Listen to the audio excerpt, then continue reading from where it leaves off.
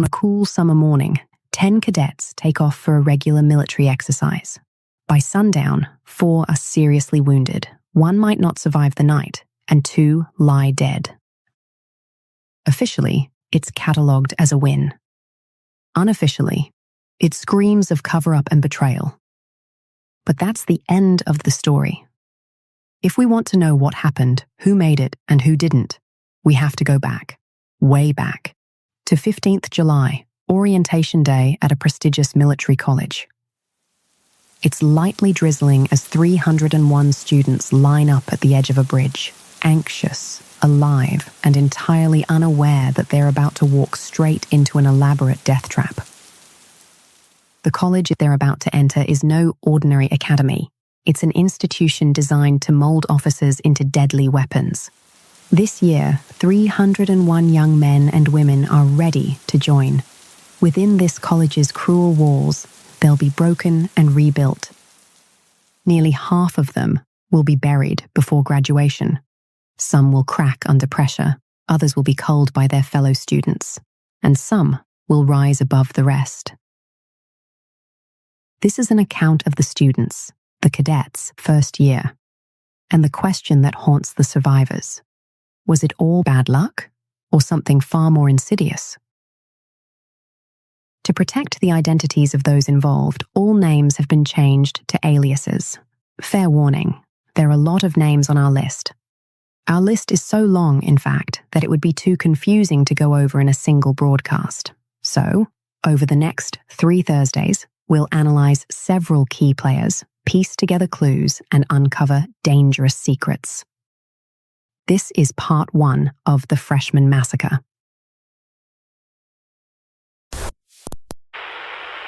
15th July, 0800 hours.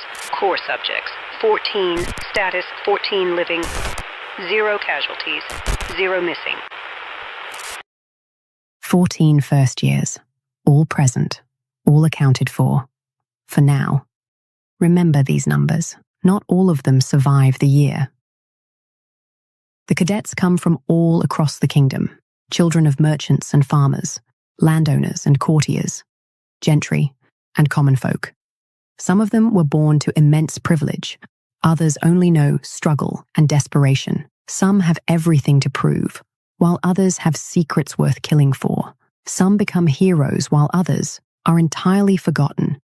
We've obtained their case files, but they don't tell the whole story. They offer a glimpse, a peek into the cadets' lives. Let's open the first file, see who we're dealing with. Cadet 1, stocky and arrogant. Malice drips from every tilt of his head. His ambition burns hotter than the sun. He wants it all, glory, power, to graduate with honors and rule the college. No one will stand in his way, not even if it costs them their lives. Cadet 2, quick with a grin and even quicker with a blade. Sarcasm is his armor, and wit his shield. He's loyal to a fault and is driven by a strong moral compass, but behind every smirk lies a sharp edge. The third file introduces a natural leader, Cadet 3. She's dreamed of this her whole life. Practical, quick thinking. She's the one others instinctively turn to, the one they trust to lead. Her file paints a picture of quiet strength and calm under pressure. It says she's full of hope. Let's see how long it lasts. Then there's the one who had other dreams for herself, Cadet 4, the shortest of the group. She's also the one in the most pain. Medical records indicate she suffers from a chronic condition, the kind that makes pain a constant companion. She didn't want to be here, but she had no other choice. Her mum runs the college and practically dragged her through the gates. Her file notes her reluctance, but also an ironclad determination to survive. Just before they cross the bridge, they meet a group of seniors. Among them is the valedictorian. He's impossible to miss, tall, broad-shouldered, with a body honed for battle. He cuts a commanding figure, intimidating, powerful, disturbingly attractive. The cadets would be wise to stay clear of him. His father was executed by the state, a traitor put to death 6 years ago. An execution overseen by one of the kingdom's most powerful generals. The very same general who now runs this college. and whose daughter just walked through its gates.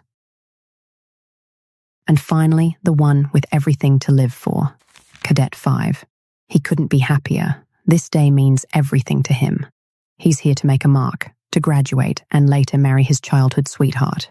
He hopes to propose as soon as he graduates. He even carries the engagement ring round his neck, a constant reminder of the future he's fighting for. His mother wasn't thrilled with his decision to join the college. She dreamed of a safer, more stable life for him.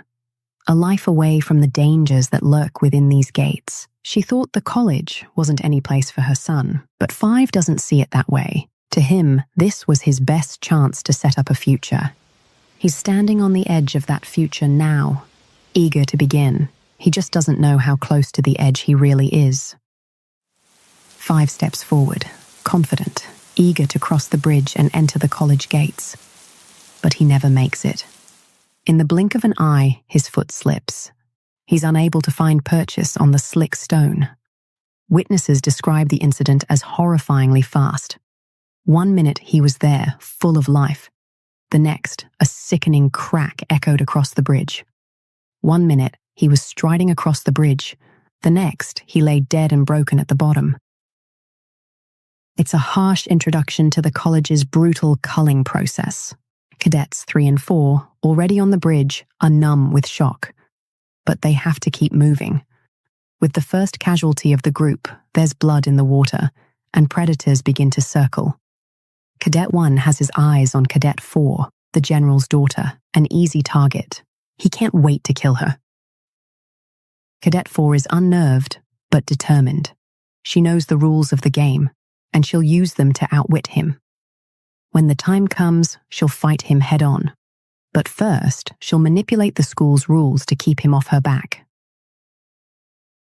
Past the bridge, they encounter a second-year cadet, the unit leader. He's known 4 since they were kids, a fact that makes his shock at seeing her, as noted in several witness statements, all the more telling. He reaches for her, running his hands down her body, checking for injuries. He can't help himself. Worry consumes him. He instinctively pulls her into his unit. He has to keep her safe. Cadet 3, by default, is brought along. Also joining them are Cadets 2, 6, 7, 8, 9, and 10. The last 5 round out the cadets we'll introduce in this episode. Let's go over them now, starting with Cadet 6, a legacy student.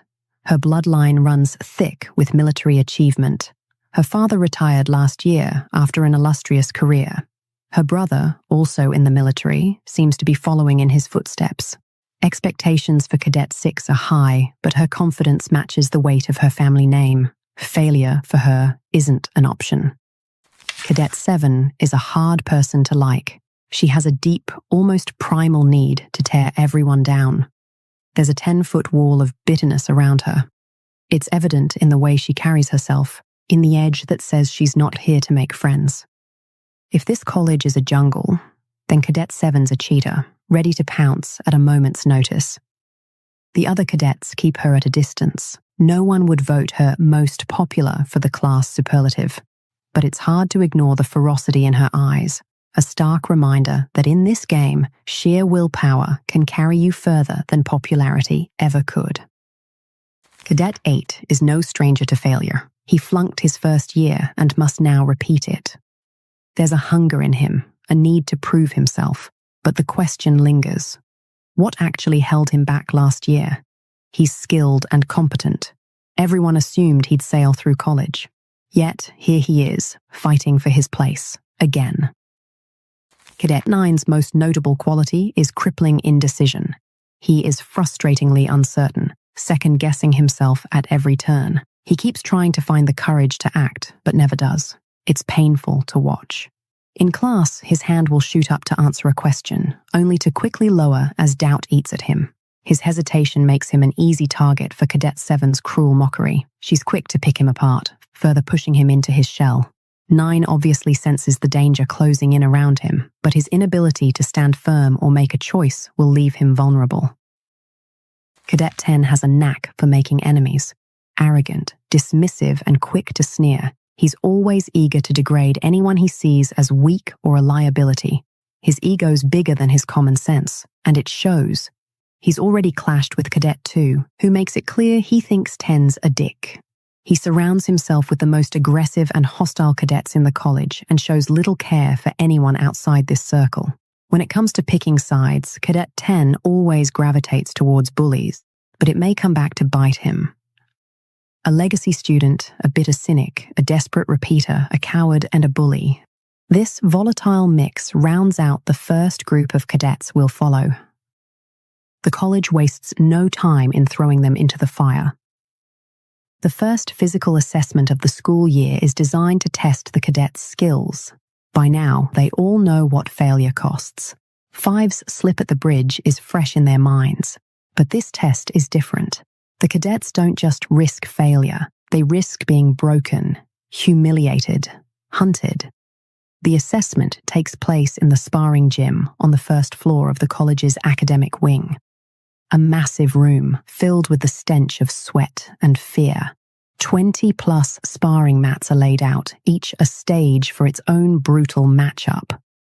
Our investigation focuses on what happens on 2 of them. Cadets 2 and 6 step forward. They face off on the mat. 6 is a machine, relentless and precise. Her eyes never leave her target. 2 is clearly outmatched. With each strike, he's hammered harder. His face becomes a bloodied mess. By the time 6 is done, there's one less tooth in his mouth. 6 is clearly a challenge, a predator in the weight. Meanwhile, on the sidelines, Cadets 3, 4, and 8 form an alliance. They'll help each other pass the academic and physical portions of their classes. Across the room, on another mat, Cadet 1 is calm. Almost disturbingly so. His opponent's gasps fill the air as he struggles beneath him. 1 has him in a headlock.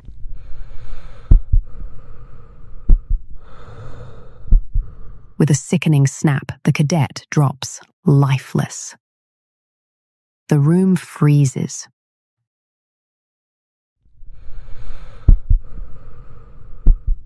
It's frowned upon, sure, but it's not unusual. Not here. Lately, something else has the cadets on edge. A few cadets are suddenly getting sick. They get sluggish, dizzy, and are barely able to stand. Records show a pattern, a series of sudden illnesses all coinciding with Cadet 4's matches. One cadet throws up mid-match and can barely stay upright. Another stumbles like the floor's shifting beneath him. Unconfirmed reports say he lost all feeling in his legs. Once, Cadet 4's match had to be reassigned entirely because her opponent was rushed to the infirmary. It feels calculated, strategic. 4 wins all her matches, but she shouldn't. For her to win this way, every time, it can't just be luck or skill. She can't possibly know who she'll face in advance. The instructors guard that list like it's a state secret. So how is she doing it? No one sees anything, leading us to ask, is this the work of a master? A poisoner so skilled they've become invisible? Or has the culprit made it clear that watching and reporting will lead to a worse fate? Everyone's paranoid and on edge. Who's poisoning the cadets and who's next? The next test comes fast. A cruel, unforgiving obstacle course designed to break even the toughest cadets. Spinning logs, shaking pillars, swinging steel rods, a giant rotating wheel, and a giant chimney with a near-vertical ramp at the end. 5 brutal levels, each one more punishing than the last. For the first 3 levels, cadets need to cross spinning logs, jump across shaking pillars, and maneuver through swinging steel rods. They also need to perfectly time themselves in order to pop out of a giant rotating wheel to avoid getting crushed. For the last hurdles, cadets need to mantle up a huge chimney and heave themselves over an almost vertical wooden ramp. Cadets 6 and 8 are built for this. While the others struggle, their movements are fluid and precise. They're efficient and well prepared. 6's father, a retired officer, built courses like this for her and her brother to practice on since they were kids, and 8 went through this last year. He knows exactly what to expect. They're a marvel to watch, 8 breezes through with impressive speed and dexterity. He gets to the top in record time. 6, likewise, is on fire. She gets through the first 3 levels with ease. She's just about to complete the 4th level when she loses focus. A split second later, her body lurches. She reaches out, desperate, but there's nothing to grab. Witness reports say her face froze and her eyes widened, shocked and terrified.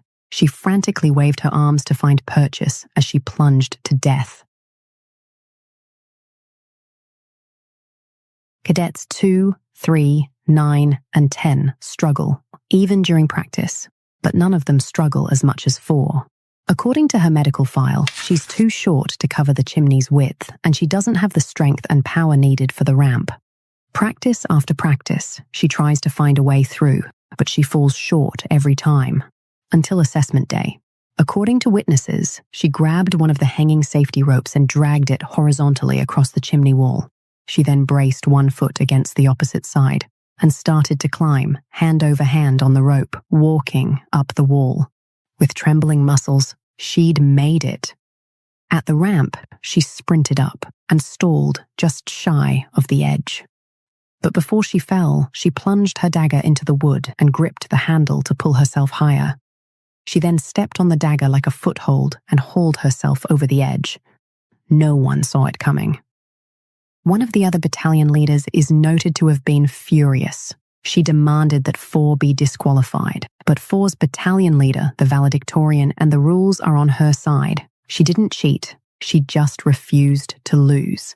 She got a 30-second penalty for using the safety ropes and was side-eyed by her classmates, but she did it. No one can take that away. During 9's turn, his struggle, predictably, comes from hesitation. Halfway through the 3rd level, he freezes while swinging across the giant steel rods. He loses time, but eventually makes it through. 10 isn't much better. He never once completed the Ninja Warrior obstacle course during practice. On the 2nd level, the suspended buoy balls, he always stalled on the 2nd one. He'd hang there for a while and eventually use the ropes to climb down. It was awkward and obvious, but somehow, on assessment day, he scrapes through. Their unit places 11th out of 36. Not spectacular, but not the bottom either. They're ushered to the next challenge, instructions of which are notoriously vague. Walk in a single file. Keep 7 feet apart. Don't approach. The assets will come to you if they want to. Let them sense you, but don't look at them. Talk to the cadets nearby. Make sure nothing's on fire before you pass. Walk up the path, wait for your unit to gather, then walk back. Official records refer to this challenge as presentation. We've yet to decode an actual description of what these assets are. The few witness accounts we've reviewed can easily be dismissed as trauma-induced hallucinations, but they all describe the same thing. A presence that feels ancient and intelligent, a suffocating heat that scorches the earth, and the overwhelming reek of sulfur. Don't approach. Make sure nothing's on fire before walking by. Keep 7 feet apart. The instructions loop in 3's mind in a dreadful rhythm. Her mouth is dry. Her heart thunders in her chest. Every breath echoes. The air smells like sulfur and scorched earth. Scorch marks scar the path. Don't approach. Make sure nothing's on fire before walking by. Keep 7 feet apart. When 4 suddenly asks about her family, it's a small mercy. 3 forces out, answer after answer. Her sister is pregnant. She hopes it's a girl. She can barely get the words out, but she presses on, grateful for the distraction. When they reach the end of the path, 10 is cocky and smug. He barely waits for the others before letting his arrogance spill out. He calls 4 weak in front of the assets. 3's ears are ringing. You never show weakness when they're watching. 8 seethes on the verge of confrontation, but 7 steps in, voice sharp. Let him go. He's just saying what we're all thinking. 3 can't believe them. You protect your own, especially here, especially now. 10, not known for good judgment, takes it further. Someone should kill it before it bonds. It's just going to get its rider killed. He says about the smallest asset.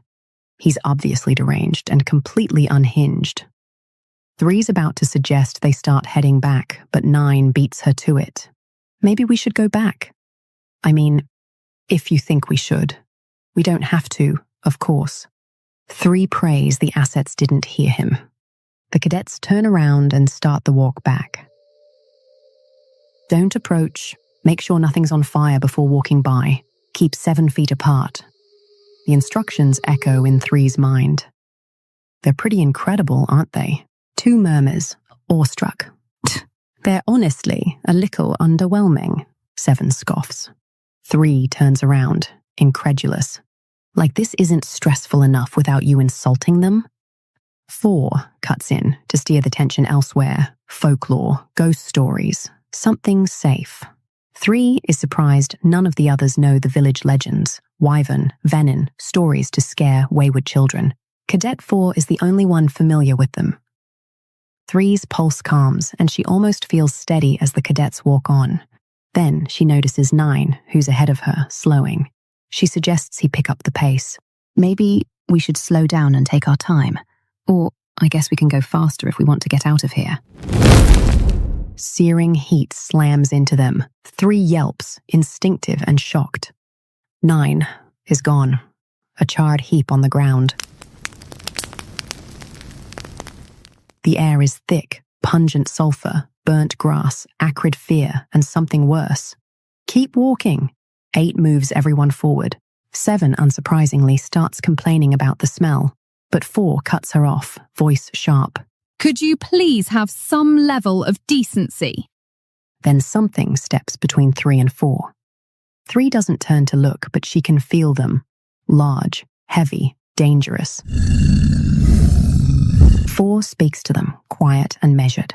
3 doesn't catch the words. Minutes pass excruciatingly slow, and then they leave 4 alone. Honestly? 7 remarks. I thought they were going to eat you. Me too, 4 admits. I wouldn't have blamed them. 7 continues. She keeps going, saying 4 is the weakest in the unit, right after 9. She opens her mouth to say more, probably another dig at 9 when... A burst of heat later, and 7 is gone too. 29th September, 2100 hours. Core subjects, 14. Status, 10 living, 4 casualties, 0 missing. They've bled, they've burned, they've watched their friends fall. They think the worst is over, but what's coming next makes all of it look like warm-up.